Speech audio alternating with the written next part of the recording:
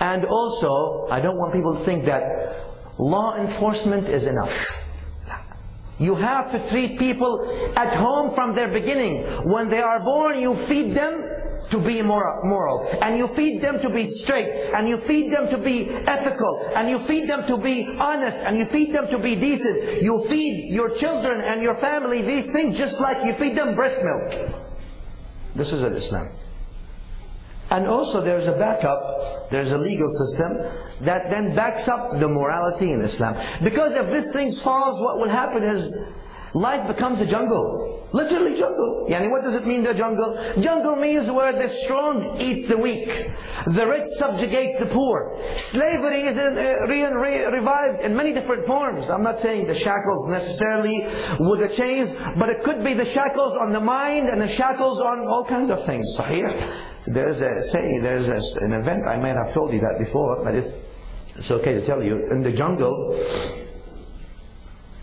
the lion, the fox, and the coyote, Ibn Awa, they got together, living in the jungle. Of course, the lion is the king of the jungle. The fox, you know how foxes are. They see things, cunning supposedly. And then you have coyote, Ibn Awa, compared to the lion and the fox, but he's part of the deal. They go hunting. The narrator say they went hunting.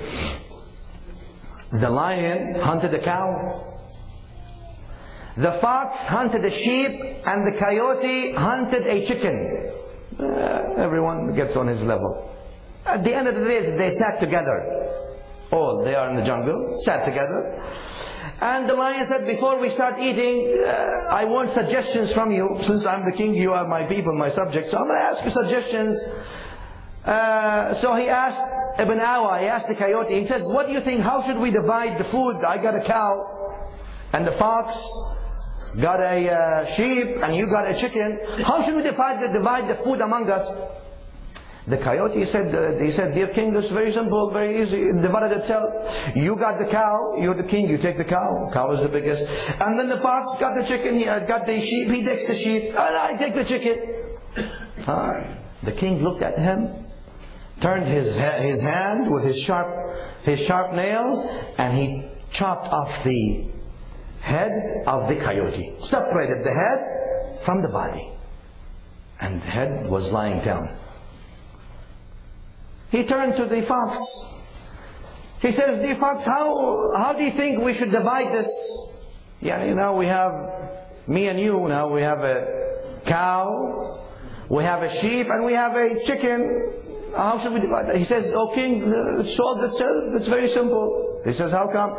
He says, in the morning you have the cow, and in lunch you have the sheep, and at night you snack with the chicken.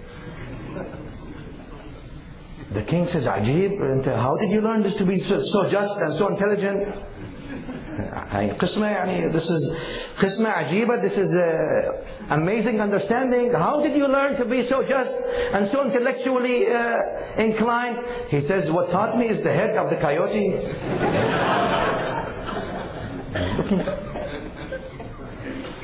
Then life becomes a jungle in all meanings, where people do not observe anything. Justice becomes injustice, and vice versa. What is just becomes unjust. Decency becomes indecency, and indecency becomes decency. The truth becomes untruth, and untruth becomes truth. When Nabi al-A'zam sallallahu alayhi wa sallam mentioned this, يُخَوَّنُ الْأَمِينَ وَيُؤْتَمَنُ الْخَائِنَ hadith. At the time where the one who is ameen, who is trustworthy, people will accuse them of being not trustworthy. Or to the people, they will be not trustworthy. Wal-kha'in, the one who betrays all the time, and the one who does all these things, then wants to appear in the sifa of the trustworthy. Notice the time changes. And the reason for that is people who stay away from the codes that Allah subhanahu wa ta'ala told us to follow. وَالنَّبِيِّ الْأَعْظَمِ صَلَّى اللَّهُ عَلَيْهِ وَسَلَّمَ. As if we want to build this society that is, let's say, we're not talking about the Plato and the Republic and his ideal city and his ideal place, but we're talking about a realistic example, the life of Rasulullah sallallahu alaihi wasallam with Khulafa al-Rashidin, and you see how things worked and how people observed. We do not claim that mistakes were not made, but we claim that there was a system of accountability and responsibility that's enforced.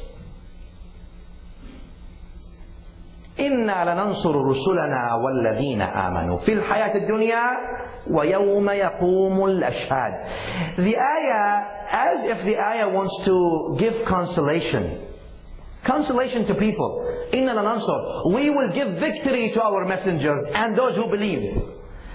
As if it's doubtful in some people's minds. Yani Allah subhanahu wa ta'ala, لَنَنْصُرُ الرُّسُلَ, we will give victory, we shall give victory.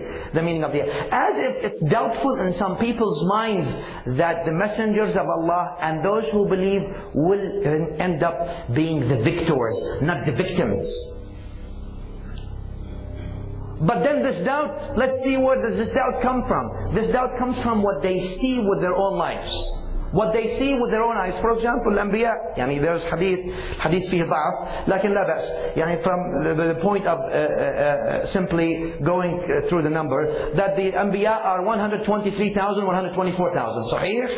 124,000 أنبياء, prophets عليهم السلام, were sent. And hadith رواه البيهقي and others. Though there's some weakness, but the point is that massive number of أنبياء, massive number of messengers were sent. What was the destiny of most of them? That they all have a happy ending and they passed away in their sleep? Most of them were slaughtered, killed, hung. Many of them were actually, or all of them were persecuted from the beginning of the inception of their da'wah almost till the very last day of their lives. Almost all of them.